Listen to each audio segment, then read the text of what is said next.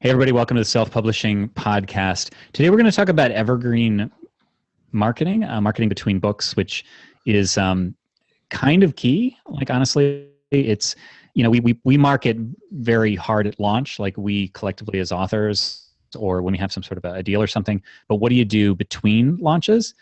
There was just something recently, like, I want to say there was a discussion with Sean, with me, you, and Tammy, where she was talking about no longevity on specifically Amazon and how everything falls to zero. And it was like, well, no, right. That's not acceptable. We have to have that. Yeah, it's not acceptable because if you spend your life, I mean, this is what we're doing, spending our lives building these creative assets. We want to be able to make money on them over and over and over again.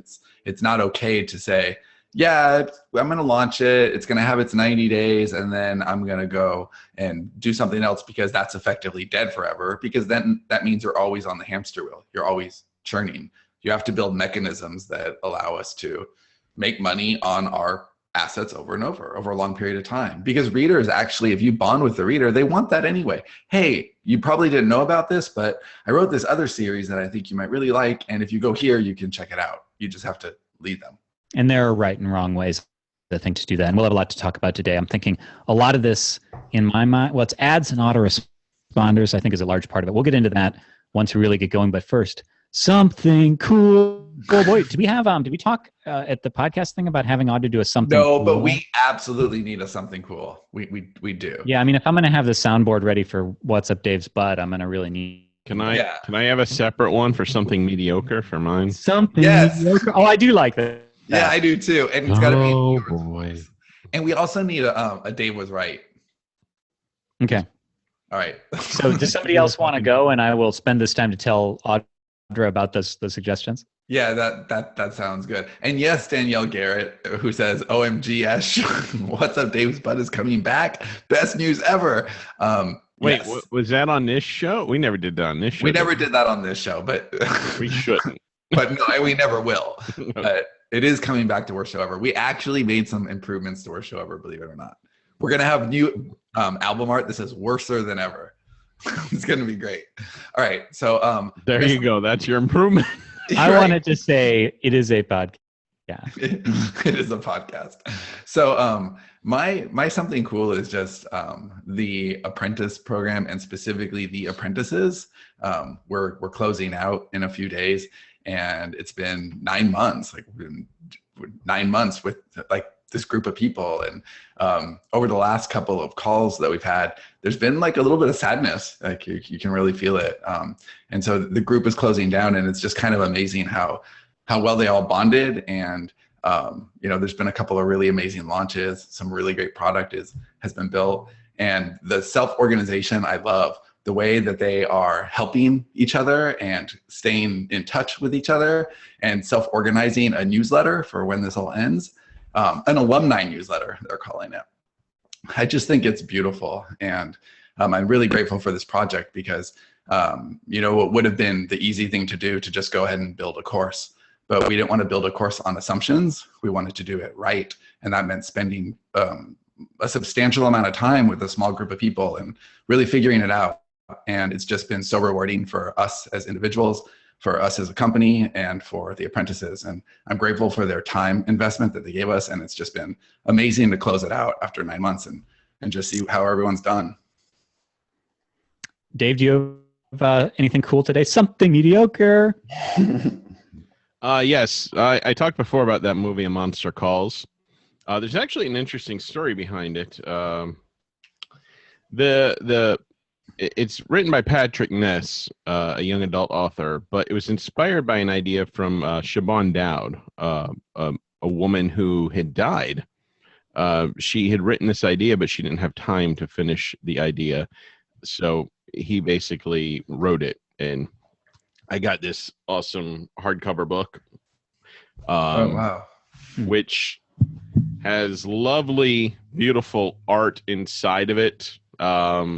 And it has the story. It has like background stuff, interviews with people from the movie. It's pretty. I just got it, so I really haven't had a chance to look at it yet. But if you're a fan of the movie or even the book, I mean, this is a really good special collector's edition. So that's my something cool. That is cool. That is really cool. I would enjoy that. That's really awesome. And it was pretty cheap on Amazon, like $20 or something. Yeah, I bet that's how much the Kindle version costs too. I wouldn't want the Kindle version. I know, but like that matters. Yeah, usually I do get the Kindle version for books because The last couple of like specialty books like that have been really nice, and I've gone to look at the Kindle versions, and I just can't believe that they're more than the hardback or the same price. $75. It's just so stupid. Like, get your heads out of your asses, traditional publishers. You're pissing people off. Johnny, do you have something cool? Way to turn something nice and beautiful into something horrible, Sean. I'm sorry. I'm hanging my head in shame. I have been really Wow, that was a role reversal. I know, it really was. There. Dave, I popped his balloon. Dave, fuck you, man. You can't have anything cool. Sean's going to ruin it. Let's have a Sean Ruins segment.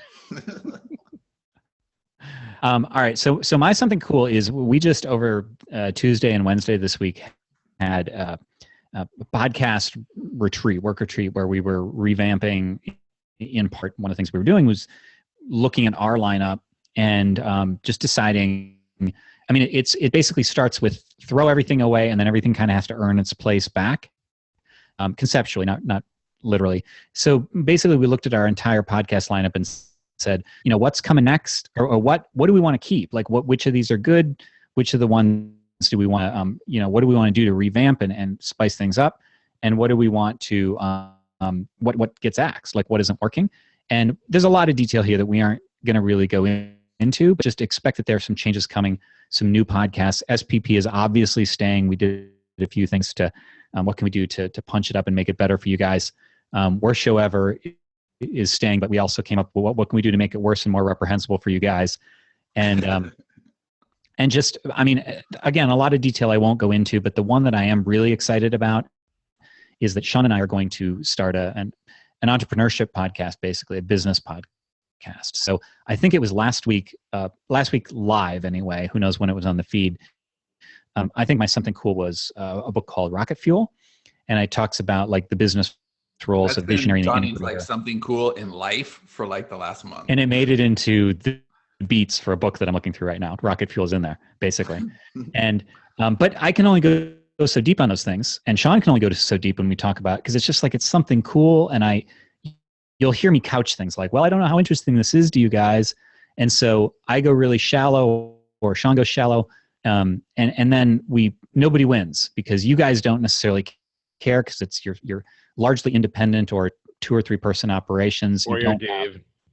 Or you're Dave. And Dave. Honestly, like that's it. Like Dave isn't interested either, and Dave's that's avatar exactly part of it. Exactly. Yeah. If Dave's not interested, that means a large segment of the audience is interested. And so starting thanks for calling me large. You're welcome. Wow, zing. That was very fast.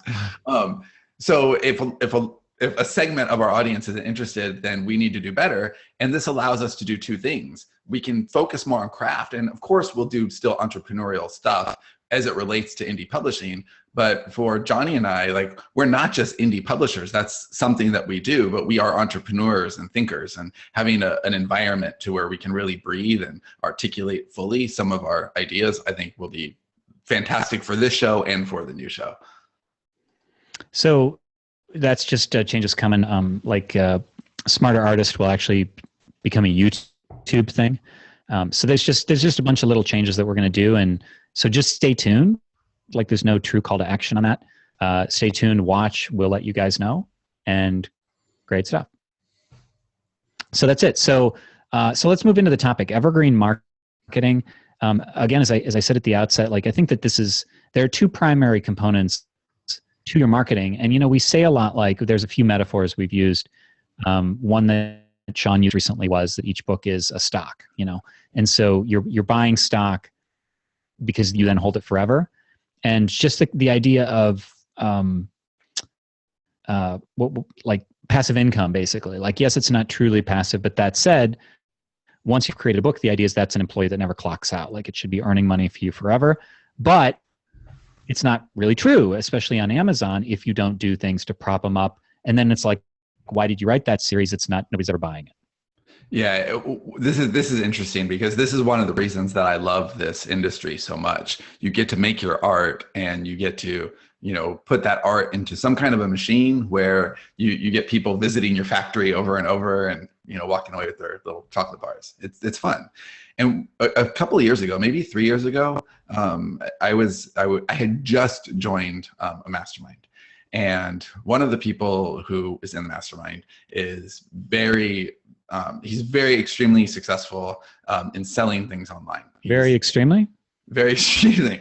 Well, I was wondering how to articulate this, but yeah, he's as long as you were specificals. All the specificals are on display here.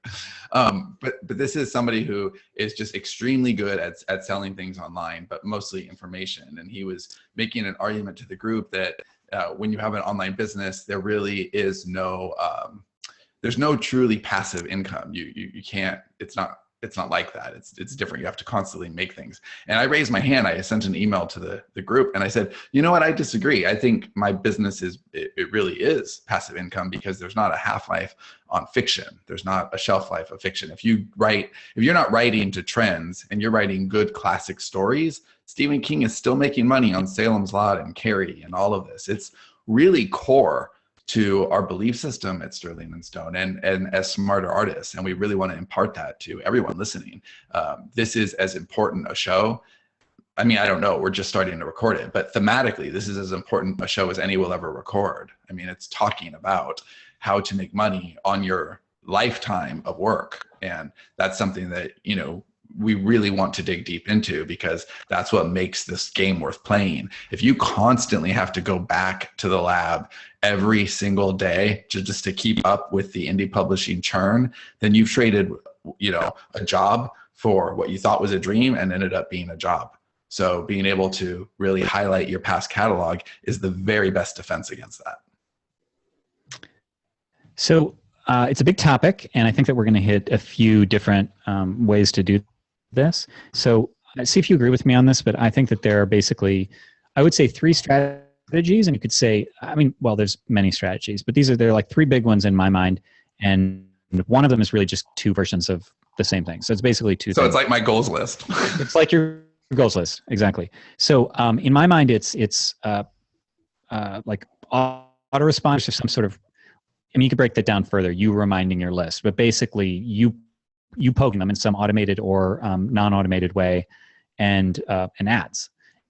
And that I would break ads down into like trickle campaigns where it's just sort of poking them just constantly like a drip almost, and big promotions, something like booking a large ad and running some sort of a special promotion. Does that seem about right?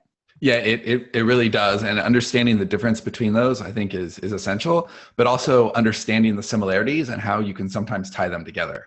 So now we don't do this, but we can. And this is one of those things where we're still really toying with some of these ideas. And we very specificals brought Tammy in as part of the company to figure a lot of this stuff out with us. And we've got our big catalog right now. She's working with us to kind of relaunch Available Darkness, and has done some very cool things there that we could talk about if they are relative later. But the idea is we need to develop our own best practices, and we need to figure this out. So having said that, a lot of the stuff that we may be talking about are things that we're going to be implementing, going to be putting into practice based on what we understand is our next best move.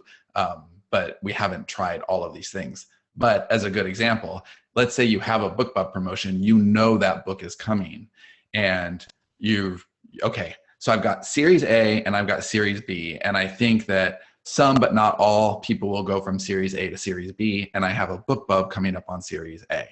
So that people who download that to get the second book in Series A could go into this special list, you could tag them, and then trigger an autoresponder series that is over like a 6-week period or however long, depending on your book and the length and your genre and all of that.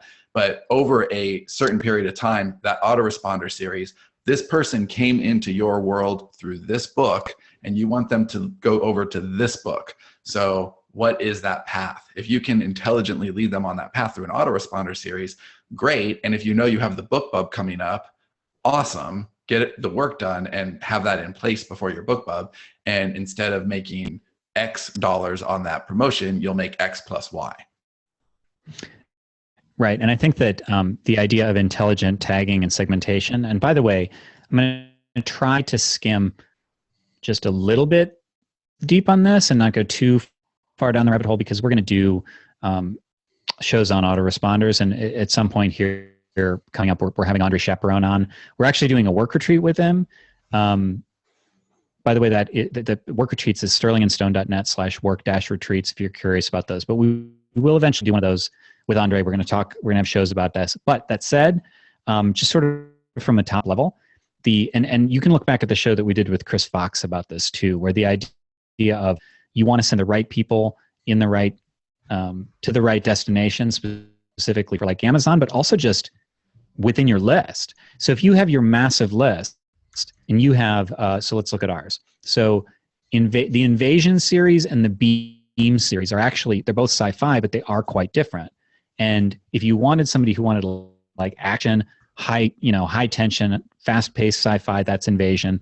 And then you have more thoughtful sci-fi, high concept stuff, which is the Beam. It actually doesn't make sense to have an autoresponder based on people who joined the Invasion list and then just send them all the Beam.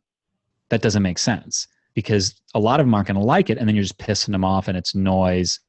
Right, but they do some of them will. Some right. of them will. And it's how you treat your readers, because it's not difficult to segment them if you take the time to segment them.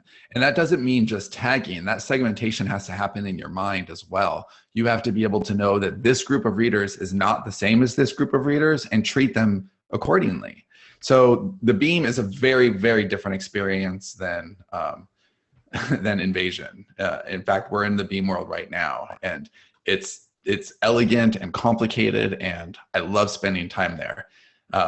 If I was to tell somebody who I knew loved Invasion and I knew the reasons why they loved Invasion, I'd have to know why they liked Invasion to know whether or not to recommend the Beam to them. Because if they just like that it, kind of turned pages fast, the Beam doesn't. If they liked that it had kind of a straight focus, the Beam doesn't. And so, but if they liked, some of the bigger ideas that we really did dig into, because by the end of that series, we really couldn't help it. And it did become very realm and sands. And if, the bigger life questions and the alien questions and the consciousness questions, well, then they might really dig the Beam. But we have to be able to know who we're talking to. And that's a different sequence. So say your first email could be just attention all sci-fi fans. Then you're just gathering everybody into that filter. Attention all sci-fi fans. And then you segment from there, because a sci-fi fan who likes Starship Troopers is a very different sci-fi fan from somebody who likes Chris Nolan and like Interstellar or something like that. So you want to know who those different people are. And that may take 7 emails, but progressively you're only talking to the bit of audience who keeps raising their hand and saying yes. And you want to do that because the more you are individualizing the message, the more it's going to resonate, which means that your emails become profit centers, which is really exciting. Like if you know that every email that you send results in dollars in your account, that's fantastic. But it does take work, and you have to maintain it, and you have to know who you're talking to. You have to intelligently segment your list. This is actually part of a major project right now. It hasn't gotten a lot of play because I haven't had nearly as much time, because we're Apprentice is just ending. Once it's over, I'm going to have more time for this. But I've been steadily plinking away at designing new autoresponder series. Christina and I have. I've been mapping it out, and she's been batting it back and forth with me. And it's the beginning of it is figuring out who our segments are. So if somebody comes in via Invasion, we're tagging them automatically. Okay, they like action sci-fi is what we're calling them. But if somebody comes in via a way where we don't necessarily know what they are, like what genre they are, then so for instance, thrillers. Like we don't have a thriller series starter. So if somebody comes in via something else, they might also like thrillers, but they might not. And so we need to send some kind of introductory emails that in part are like, I haven't decided exactly how to do this, but you can flat out ask them, do you like thrillers? But, if so, click this link. But you can also like, a really exciting new book just came out. Who's excited? click over to see the new whatever, the new thriller, whatever, something. And then you can slowly figure out who the thriller people are that way. Again, not a lot of specifics, but once you know, okay, those are thriller people, those are action sci-fi people, those are women's fiction people. We've created a very small women's fiction segment for Le Fleur de Blanc. And then your autoresponders can just tickle out like over time. Oh, okay, hey, we told you about that. We have this new thing coming out, or not new thing, actually. The whole point is we have this old thing that might be new to you. Like that's actually the point. It's not for launches, just for launches. Right, because once you write an autoresponder sequence, you may need to update it like every once in a barely ever, because there's something about it that was timely, or something's changed, or a price has changed, or a vendor has changed, or something has changed and you need to update it. And when you do have autoresponders, it is a good idea to check them quarterly.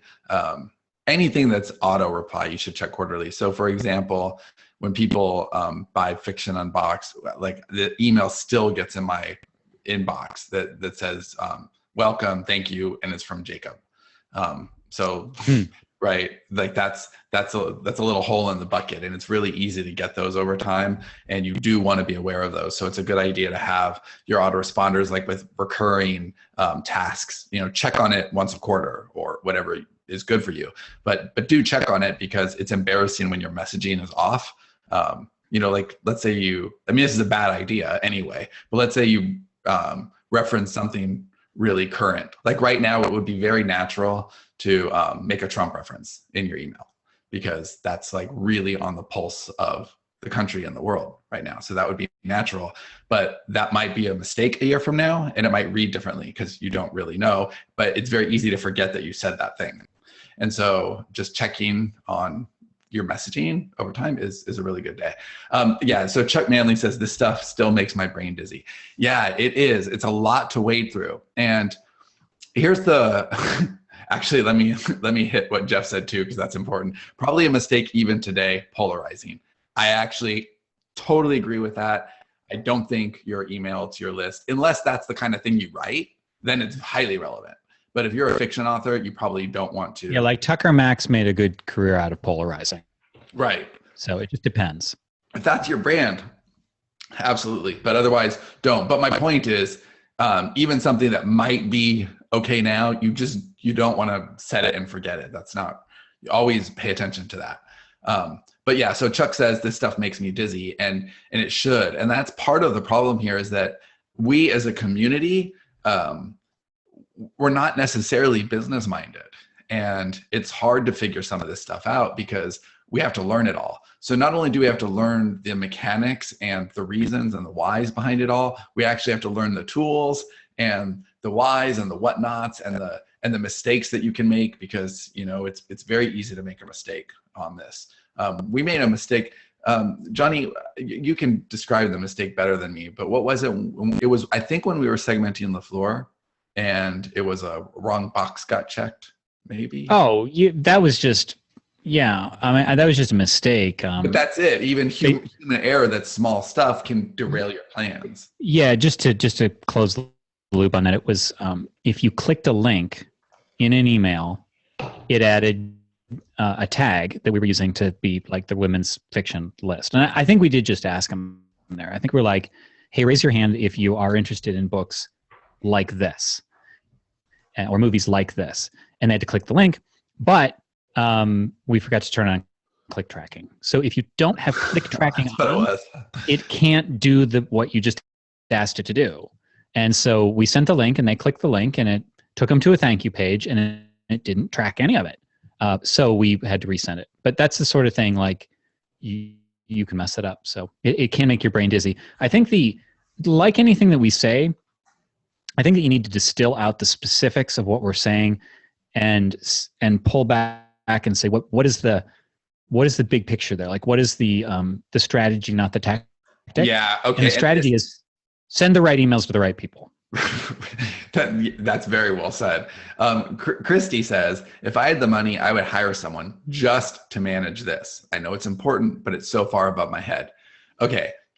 Exactly. This is a lot of work for passive income, man. But once you set it up, it's pretty Passive. Right. Okay. No, I think Christy is absolutely right. I mean, we're working very hard right now, and spending a lot of resources to really crack this nut. And basically, once we crack it, you know, in all of our different niches and all the different ways that we're doing, there's so many complications and intricacies that it's like building Story Shop. We figure if we build Story Shop for our needs, it's going to serve any writer's needs because we're doing so much in-house. And that's the autoresponder stuff too. When we crack it, we'll have a lot to share that really breaks it down. But you only need to understand it on a high level. You need to understand the why behind it all. Because yes, Christy, as soon as you can afford to, this is what you do want to outsource. You do want to have somebody who really understands this stuff. But you need to understand it high level enough to where you can direct that traffic. Yeah, that's exactly what I was going to clarify is you can and you cannot outsource it. You can outsource the actual building of it and somebody who understands, like in a sense, this isn't outsourcing because it's within the company, but Christine could build a lot of these funnels because she understands how the system works and the strategies behind email segmentation and autoresponders. And there's a lot of, we use Active Campaign, and there's a lot of if then, like if this, then do this. If not this, then do this. And so, you know, in that sense, we can kind of quote outsource this to Christine. But that said, the reason that I'm doing it is because I know the catalog and I know the best way to communicate with our list specifically. And originally we had, like for instance, there was an email about the beam that we had a very linear autoresponder series. Everybody gets email 1, 2, 3, 4, 5. There's no branching, nothing. And it was just like, hey, do you know about the beam? And it did nothing. Like nobody ever bought from that. I mean, because why would they? It was like, No. It was very discordant. And then there was this sudden pitch email. And so there's a fine line, and only you will know it as the author and the person who knows your books, the person who understands the narrative that you're kind of trying to tell, and your readers. There's a fine line where you can pitch without pitching. You can mention something and just kind of hint at it, and then it won't be offensive to people who are just reading it kind of as, hey, get to know me, get to know us. Without boring them, that's another thing. Like you can bore them with your get to know me. Yeah, even a get to know me has to really be about them, not you. Exactly. So like originally we were looking at telling, I know Sean sent me a draft of a Smarter Artist autoresponder that told the story of Sterling and Stone, and I didn't really feel we could use it because it was just like we cared, but they didn't. I didn't think. But anyway, so what you can do is you know, you just mention the beam casually while you're talking about something that they would actually care about as readers.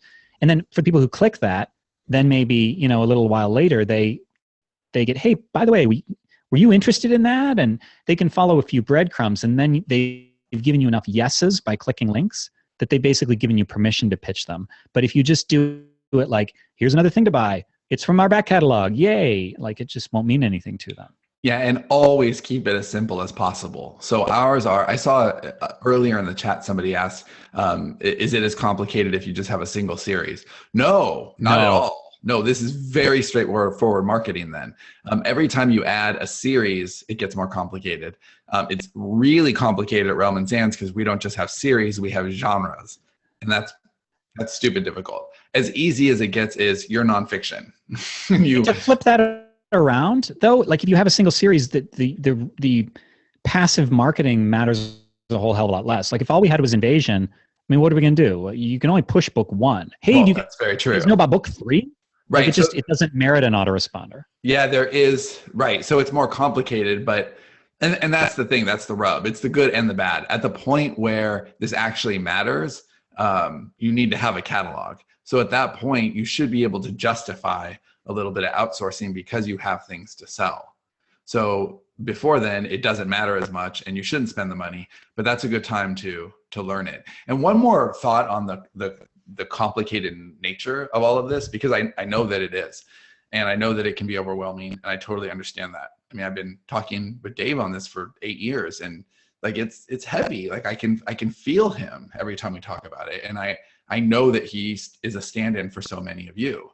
And so I want to stress that it can be simple and that you don't have to understand everything at once. So right now, if you're one of those people who are listening to this and you're getting like cold sweats, Like me. I don't even write, like, I don't even know what to write down. This is all over my head. That's okay. This episode is not going anywhere. Like, listen to it again later at a time when you're ready to absorb that information. Part of it is in the back of your head anyway. You're assuming those people haven't just fallen asleep by now. Well, yes, I am. I'm assuming, okay, I'm talking to the people who care, but are feeling overwhelmed. This episode, go back to it later. Like, if you're on your first series right now, this isn't something to worry about. And I think that's another problem too, is with like knowledge, like the fire hose that's always available. We don't know where to drink. And I as I get older too, I strongly believe in getting the information as you need it. Rocket fuel is actually a really, really great example. Johnny's been talking about rocket fuel for the last month. He read this book. He asked me to read it again. I read it a few years ago and like, I enjoyed it, but it didn't impact me. Now I'm reading it again because Johnny asked me to, and it really defines our relationship within the company. And so it's impactful. And now those lessons are exponentially more powerful. So it's the same book. What's changed? Me. But you're going to change too. You're going to listen to this episode a year from now if you only are on your first series now, and you've got a plan to write another, and then you're going to need this information more than then. So right now, listen, keep your mind open, keep your heart open, receive the information, but know that it might not matter for a while. So that's autoresponders. And like I said, we can go into a lot of that in detail. I will just mention that we've said this a bunch of times. The best autoresponder course that we know is Autoresponder Madness. That's Andre Chaperon's course. You can get it at autorespondermadness.net. So something to check out as well. So ads. So ads are one of those things where we're just beginning to play with some of these, and some of it we've actually played with more than others. But the idea of, I split this into two pieces at the beginning. The idea of periodic promotions, which I guess isn't really the same thing as ads, but you use ads to support it. And then maybe a trickle campaign, which we haven't had much experience with at all. So where do you want to begin on that? Well, should we hit a BookBub just because it's the biggest, and like work down from there? Because probably, yeah, this would be it is the one. It's the giant, and this would be promotions. This would not just be sort of steadily sending people your way. Right. And with BookBub, we have to know that, clearly you can't plan around it because they hold all the cards. You could offer them any amount of money. They're either going to take you or not. But what we've also found is that with titles that they reject, you can just try again, and then they'll pick it. Now, we haven't really found rhyme and reason. There are titles that they constantly reject, and there's titles that they constantly accept. And the criteria doesn't always seem to match. But if we're starting with BookBub, Johnny, do you want to talk like best practices, or what's the best way to kind of deal with BookBub first? Because it's really you get it or you don't, but you can leverage it like we talked about early in the episode. Well, yeah, I mean, as far as like Sean said, you either get it or you don't. We're getting increasingly good at, I think, at knowing what they will and will not accept. We've noticed, and this is all, it depends, but for certain genres, we've noticed that 99-cent ads, I mean, everything book is the closest thing you're going to get to a magic bullet in this industry. And so I was actually just going to say, like, we've noticed that 99-cent ads don't do as well a lot of times in genres. But that said, even those earn themselves back, their money back. Like, even a poorly performing ad of BookBub earns back in pretty much all cases. Well, right. And you don't want to do, be careful with your BookBubs. Always, if you have a choice, if you're talking about, okay, here's all the books I have for my catalog, always send the book that has a series attached. Why ever do a BookBub standalone if you have a series that they'll take? Because that first book, and that's also, yes, you want buyers instead of free seekers, but again, if you've got a funnel, if it's the first book that you're advertising on BookBub for free, and there's 5 books after it that are all full price, that free ad is going to make you a lot of money. I'm going to put an asterisk beside that and say, all other things being equal, do the series. However, we have run standalones because it's better to run an ad than not run an ad. And there have been cases where it's like, we can't do this one, we can't do this one. Well, we have this we can run. It's basically a standalone. I will say that we have not ever recently, like I know ever recently that contradicts, but since we learned better, basically, running a free ad on a standalone book that doesn't have some sort of ulterior strategy behind it, like a really, really good list ad or a back-end product, we just don't bother. Like those are the ones where we will do 99 cents because then at least you're earning your money back and getting the visible also bots. Remember, frees don't show up in the also bots of anything but free books. And that doesn't really help you. Free is much more hidden on Amazon now. Yeah. So like Jeff says, you do get reviews for something like that, but they're not. It's hard to justify the spend. Yeah. Right. And no, that's a really good point. Because people who get books for free do not respect the books. And so you're much more likely to get a bunch of 1 stars on a free promotion than you are on a paid promotion. That's just a fact. People feel like they can shit all over the stuff that they didn't pay for. If somebody paid for it, it's more likely to be in their genre and something that they're like excited to read. So they don't feel, it's weird how people feel entitled. I bought this free book and now I'm going to publicly shit on your face. Like it sucks. Not even the book, just your face. Right. I think that we have found that series starter books on a free BookBub promotion is the best current strategy that we have found. 99 cents for a series starter, in my opinion, is not as good of a deal. Like, yes, you're going to make money on the 99 center, but you're going to have so many fewer people in the funnel. And I know a lot of the free seekers will hoard and not follow through. But in what we've seen, it just doesn't matter. It equals out.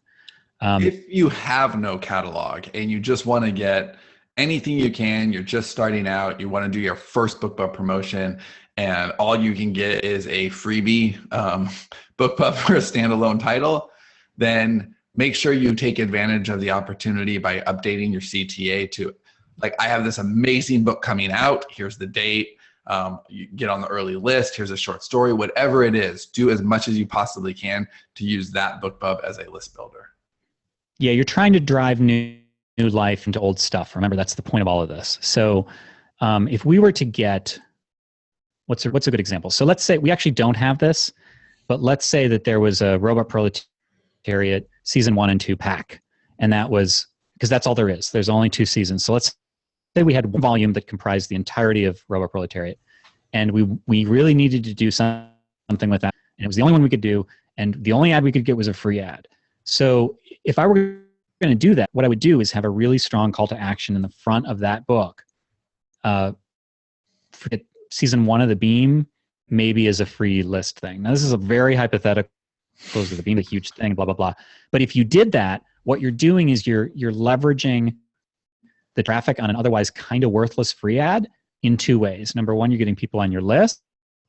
And number 2, you're passively marketing another old series. So yes, they will have gotten in the book, there's one free in the Beam series in this case, but then they will, a lot of them, a percentage of them anyway, will buy seasons 2 and 3. So you're finding a way to take something that wasn't a great deal and you to market something that's in your back catalog that otherwise isn't getting love. Yeah. Johnny, just to kind of set this up, because I know there's more to go over and we're running to the clock, but when we're as done, showrunner, I actually feel like we're covering quite a bit here, so we're good. Well, we absolutely are. But if there's time, I think it'd be interesting to kind of turn it to Dave at the end, and as the audience avatar, just ask him, like, what are the things that you struggle with this, and what are the things that keep you from acting on, like, promotions? I mean, I know he can lean on Sterling and Stone's promotion engine, but if he was solo out there, like, I think this would be very overwhelming for Dave. And do you want to do that now? Should we ask Dave now? We've done Ask Dave on Worst Show Ever. This is Dave. Only different kind of Ask Dave. But then maybe make Dave ask. Maybe the rest of the stuff, Johnny, can be framed a little bit with Dave, because I mean, I know we'd like to hear from him anyway, but like, what are the things that really stress you out about this, Dave, or that you just flat out don't get or keep you from taking action, or would keep you from taking action? I think a lot of this stuff with me, I think, obviously I'm overwhelmed. And that just has to do with me being a fucking mental case. But some of it is also not knowing what the right thing to do is. So not wanting to invest your time and energies in doing the wrong thing, only to like, you put all your time or money into doing the wrong thing and it doesn't work. And then you're like, well, why'd I even bother? So it's one of those things where you don't want to do that. We have a guest already. Hello. I think we're Very early. very. Does he know he's on? I don't know. I paused the audio. Oh, that's a good move. Hey, YouTubers. Oh, which one? Just anything. Hello. Hey, Gregory. Hello. Hey. Yeah. Yeah, you're not on until about 3:10. About a half hour early. I just wanted to make sure that I was here and not, in the ether. Okay. Okay. Free. Yeah, we're on the episode before. We're doing a second episode that you'll be on. All right. Do you want me to log off and come back? Yes. All right. Thank you. Thank you. Thank you. Not a problem. That's awesome. Well, If that's a only sneak peek at our Zoom- next. if only you could do multiple Zoom rooms. Come on, Zoom. All right. So to go with what Dave was saying about knowing risk and stuff, I will say that what we've experienced is BookBub there's no risk there. No risk. Like I don't say that 100%, but kind of. But I get the rest. Not to be you're mean, saying, but so if your why BookBub take the risk? if your BookBub fails, you need to take a long, hard look at what you're doing, because there's something wrong with it. There's something wrong with it, because BookBub is too There's something wrong with you. Yeah, well, And no, BookBub is really good at what they do, so they will catch most of your mistakes. If you're submitting a book that would do shitty on a BookBub, they will usually catch it and reject you. right. And since this isn't a traffic problem, that means it has to be a conversion problem. So if you don't ROI on a BookBub ad, then I think that means that you should really take a look at what you're doing and ask yourself some hard questions, because they sent you all the traffic and they didn't fail, you did, because their list is so targeted. So what about the potential risks of other ads or other endeavors? A risk in time, in money, in putting yourself out there? I think the much bigger risk is not taking action. Yeah.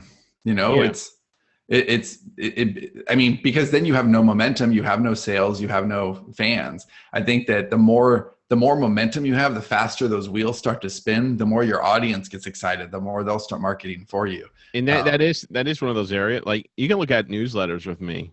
Like, just I don't want to put out a bad newsletter, so I just or I want it to be perfect. So instead, I'll just sit on it and not write it.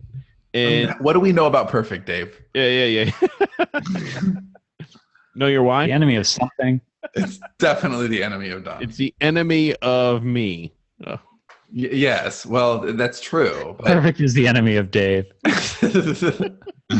but that's the thing. We can't let that control us, because the moment we think that our biggest risk is, really, it's a good question to ask yourself, what's the worst that can happen?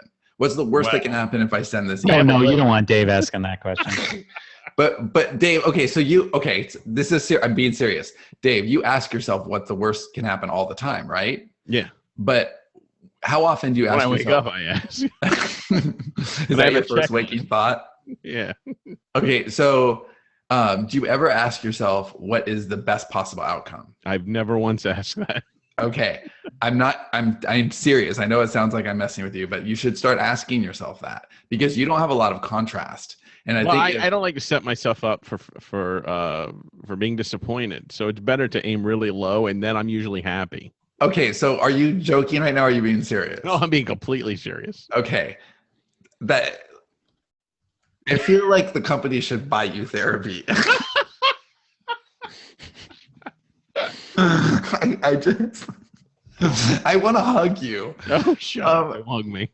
No, okay. You have to bathe first. You need balance. And for anybody listening to this who has some of these same struggles and they feel like the worst thing that they can happen is them putting themselves out there or failing somehow.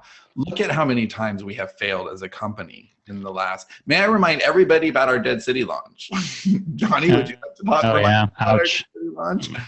Right. But I know you're going to make a point, but I actually do think it's important to point out that that's an example of a failure that we don't really think was a failure. It was like a misalignment. Failure coming from a misalignment. You try again. It's a teaching opportunity. It's a teaching chance, and you never want to let those chances go.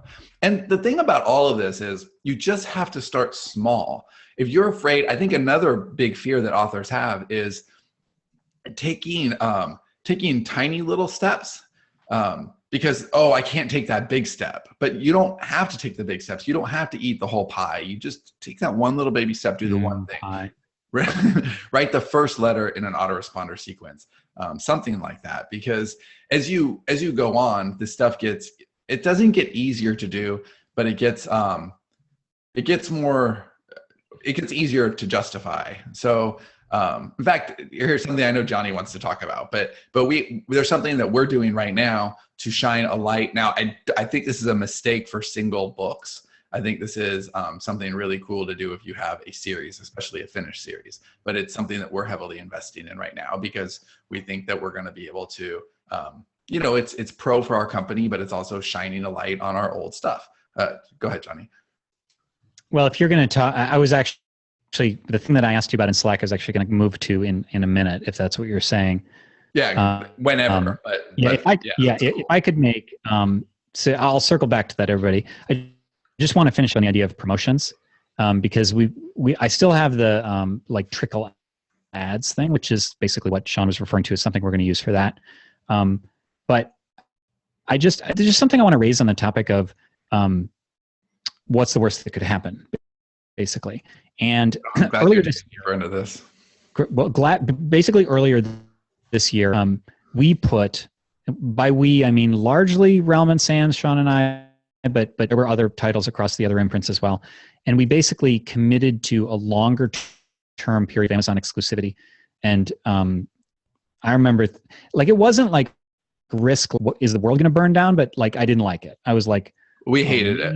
Yeah, we really done this before, but yeah, we were getting some promises. We really had reason to believe that this might be the time it worked. Personally, it wasn't just a program thing. We had a reason to believe that this was going to work. And I was still fuck. Some of the stuff we were the Beam went in, which meant it had to come off of other platforms.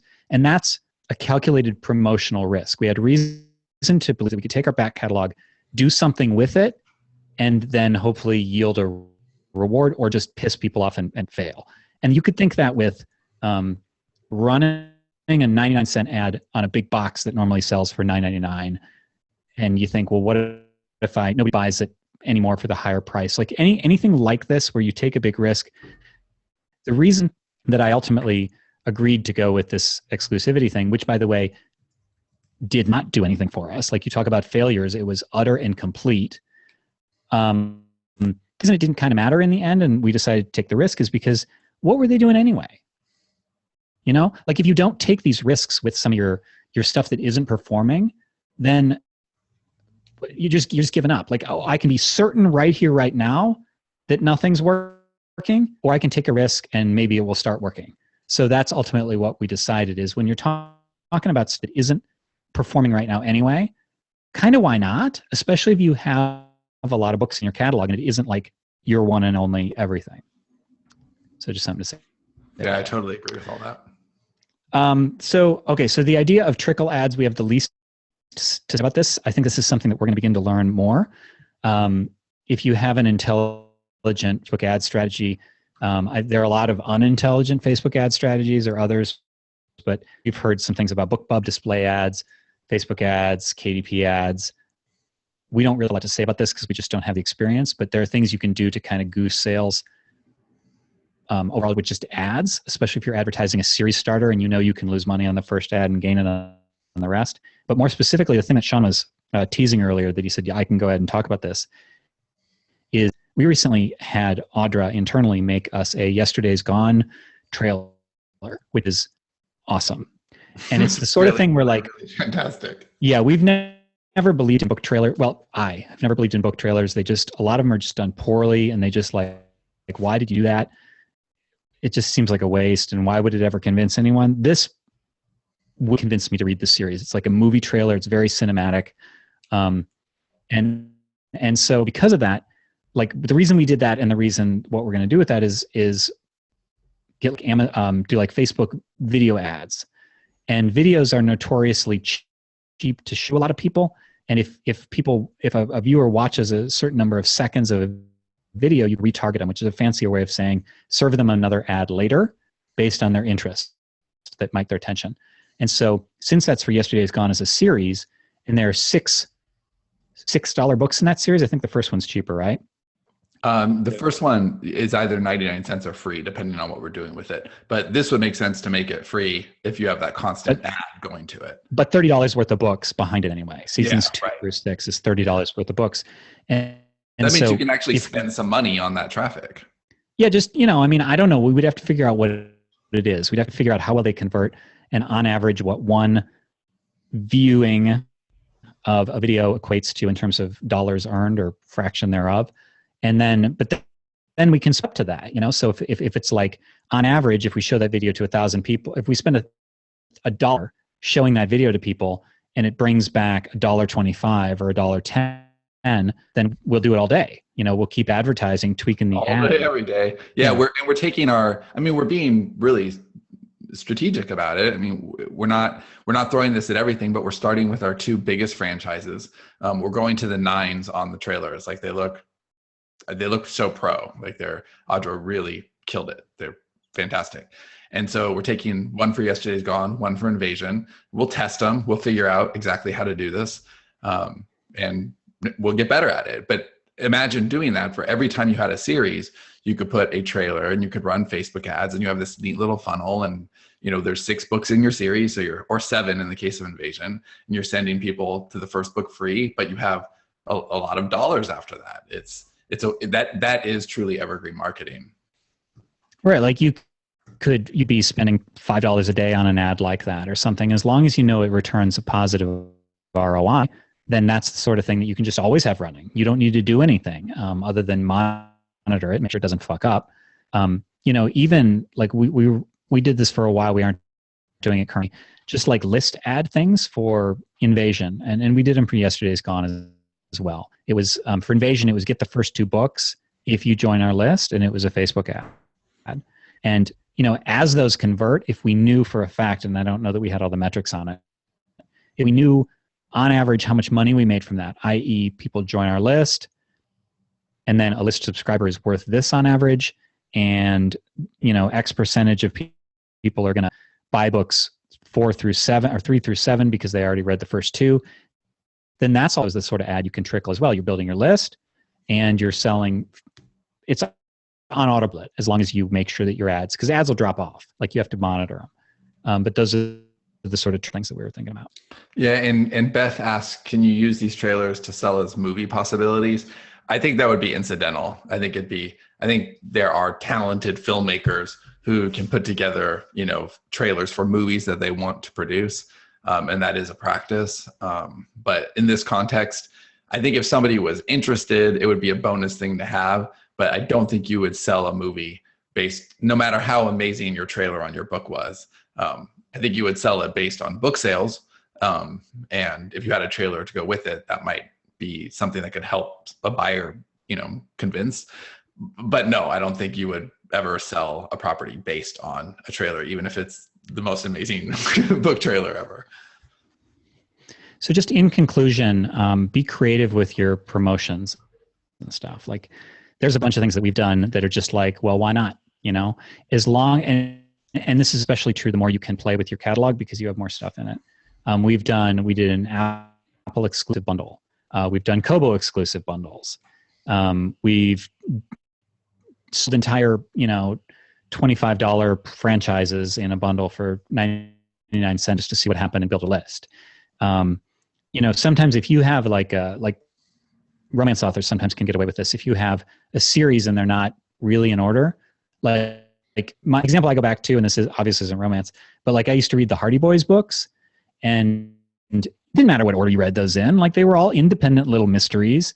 And so, if that was happening today, doing a promotion on any of them would be a subtle promotion for the rest of them. So you can get away with those sorts of things too. Just think outside the box and say, what can I do today to promote those old books? I know Dave is itching to make a reference of the Hardy Boys being romances. I could just tell he was making faces. Yeah, maybe. Maybe that and Nancy Drew to get them together. I'm surprised no erotica author has done a Hardy Boys sort of parody. Maybe they have. It's already in the title, dude. All right. So I'm sorry, Johnny. Go ahead. Have to show up.